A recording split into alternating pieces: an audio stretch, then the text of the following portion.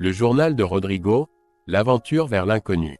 En l'an de grâce 1492, un jeune marin nommé Rodrigo, au cœur rempli de rêves et d'ambition, se tenait sur le pont du Santa Maria, le plus grand des 3 navires de la flotte de Christophe Colomb.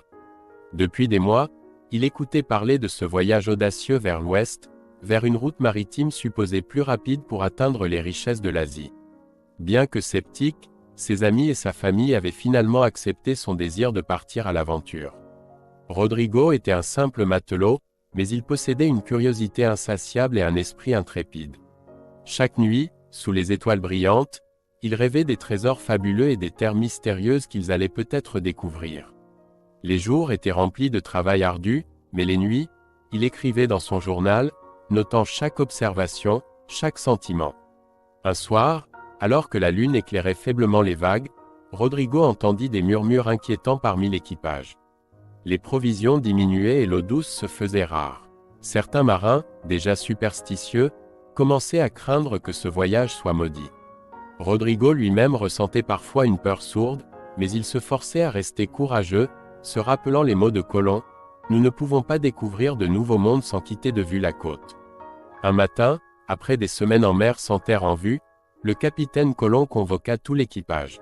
« Nous sommes prêts », déclara-t-il avec une conviction enflammée. « J'ai foi en cette expédition. Tenez bon un peu plus longtemps, et nous serons récompensés au-delà de nos rêves les plus fous. » Ces paroles redonnèrent espoir à Rodrigo et à ses camarades. Cependant, la situation devint critique lorsque le mât principal du Santa Maria se brisa lors d'une violente tempête. Rodrigo, avec d'autres marins, travailla sans relâche pour réparer les dégâts, leur détermination alimentée par le désir de voir ce qui les attendait au-delà de l'horizon.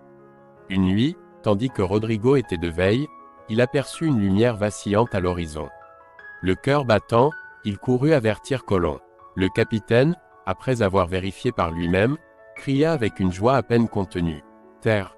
Terre en vue !» Les marins, épuisés mais exaltés, se précipitèrent sur le pont, l'espoir renaissant dans leurs yeux fatigués. Le matin du 12 octobre 1492, Rodrigo et ses compagnons mirent pied à terre sur une île qu'ils appelèrent San Salvador. L'île était verdoyante, couverte de plantes et d'arbres inconnus, et habitée par des peuples aux coutumes étranges et fascinantes. Rodrigo, émerveillé, écrivit dans son journal « Nous avons trouvé un nouveau monde, riche et mystérieux, rempli de promesses et d'aventures. » Le retour en Espagne fut triomphal.